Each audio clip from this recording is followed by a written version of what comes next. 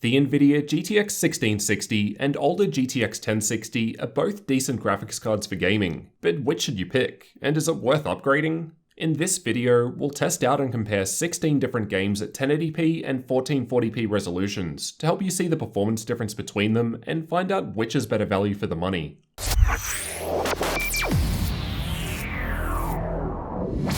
Let's quickly take a look at how the newer GTX 1660 and older GTX 1060 actually differ in terms of specs. Note that things like clock speed and power will vary between specific cards. These are just the reference specs for each model. The 1660 is coming out ahead in pretty much all aspects. More CUDA cores, higher base and boost clock speeds, plus Nvidia's newer Turing architecture. However, both have the same 6GB of GDDR5 memory.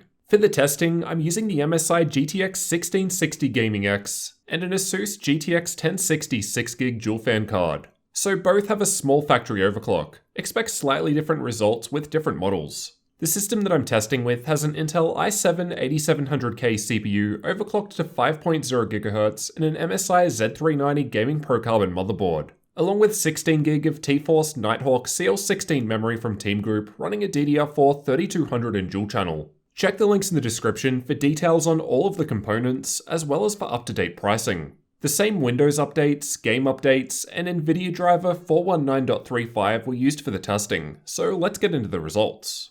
Let's start out with Apex Legends, which was tested with all settings maxed out. In all upcoming graphs, I've got the GTX 1660 shown by the top bar in red, while the older GTX 1060 is shown below in purple. While the two different resolutions, 1080p and 1440p, are shown on the left. In terms of average FPS, the 1660 was 15% ahead of the 1060 at 1080p, however only 5% ahead at 1440p.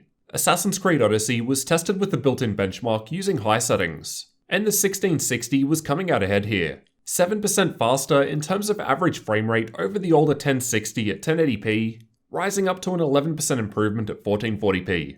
Battlefield 5 was tested in campaign mode rather than multiplayer, as it's easier to consistently reproduce the test run. I found both cards to deliver a fairly playable experience with high settings, even with 1440p. Though realistically, I'd lower settings at that resolution for this game. At 1080p, the 1660 was 17% ahead of the 1060, and just under 20% ahead at 1440p. Though it's worth noting the difference to 1% low, which was consistent.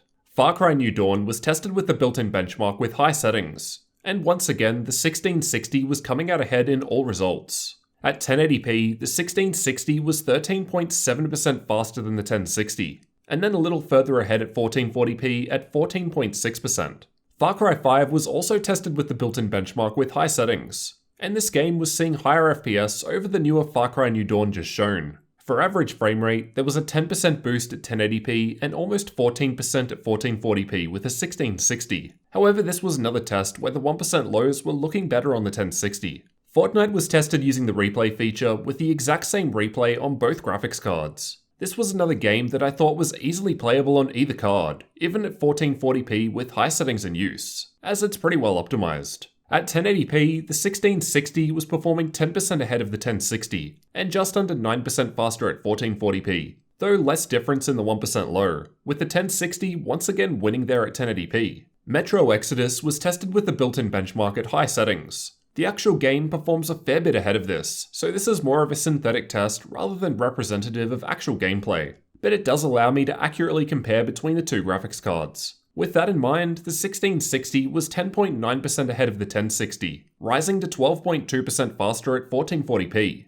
Shadow of the Tomb Raider was also tested using the built-in benchmark with high settings. This seems to be more of a graphically intensive test, as out of all games tested, it saw the second biggest improvement with the 1660. At 1080p, the 1660 was 18.7% ahead of the 1060, then 21.4% ahead at 1440p. Rainbow Six Siege was tested using the built-in benchmark at high settings, with the 50% render scale and TAA in use, as these are default with the built-in presets. This is a game that I've found to prefer Nvidia's new Turing architecture, so we're seeing the largest improvements out of all of the games tested with the 1660, which was coming out 28% ahead of the 1060 at 1080p and 31% at 1440p. If you play a lot of Rainbow Six, definitely check out a Turing-based card. CSGO was tested with the Euletical FPS benchmark, And both cards were delivering very high frame rates as usual, although out of all 16 games, this one saw the smallest change between the two with no major differences.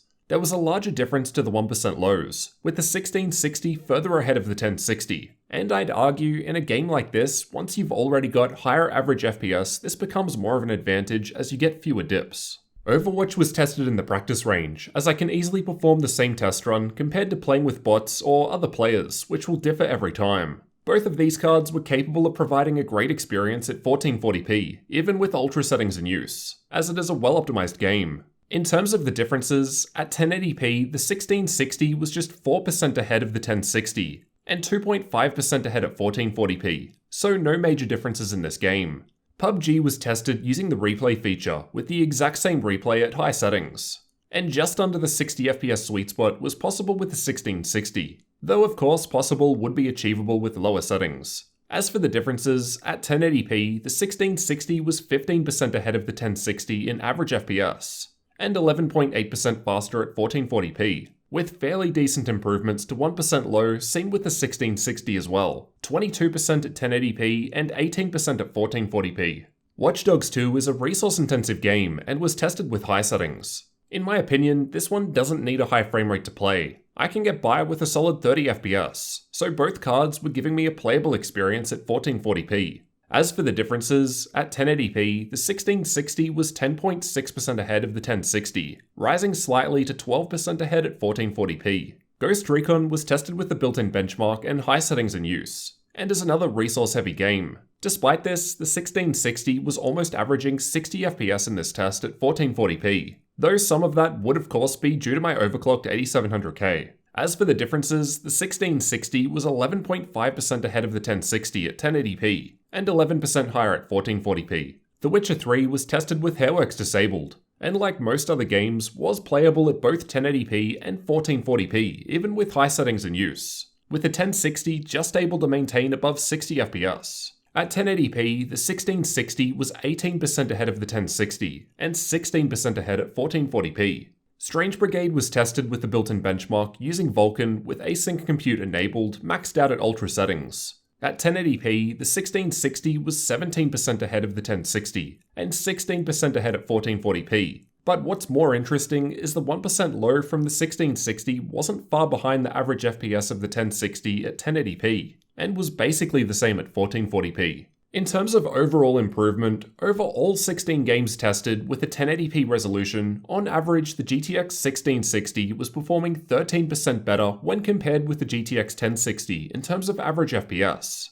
We can see Rainbow Six Siege is coming out far ahead. As mentioned, it really seems to work well with Turing. However, even if we don't include that result, we're still looking at a 12% improvement on average with the 1660 in these games. At 1440p, on average over the same 16 games, the GTX 1660 was now scoring 13.1% higher average frame rates when compared with the GTX 1060, so only just slightly more when compared to the 1080p results just shown. Again, if we don't include the huge boost from Rainbow Six, we're still looking at a 12% improvement on average with the 1660 over the 1060. Here's what we're looking at in terms of synthetic benchmarks. I've just tested 3DMark's Firestrike, TimeSpy, and VRMark here. Now for the final difference, the price. I suggest checking updated prices using the links in the description, as prices will change over time. At the time of recording, in the US, my MSI Gaming X 1660 is going for $250 US. However, entry-level 1660s start at $219 US. The 1066 gig seems to go from $200 US and up.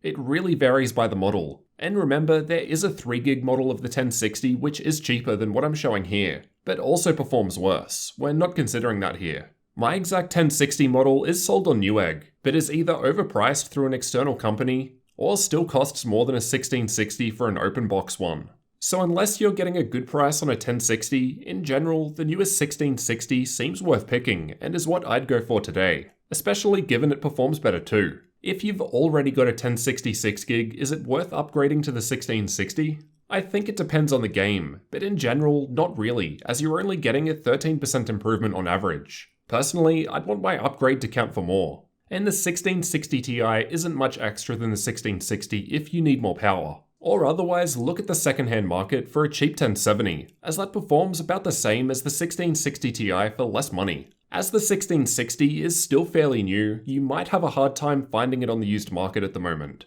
though that will change over time. The 1060 on the other hand is much easier to find secondhand given it's been out for years now, so you've got the option of saving some money there. And as we saw, the 1060 still does perform quite well in modern titles with good settings. Let me know which card you'd pick down in the comments and why. The newer GTX 1660 or older but still capable GTX 1060. And if you're new here, don't forget to subscribe for more comparisons and tech videos like this one.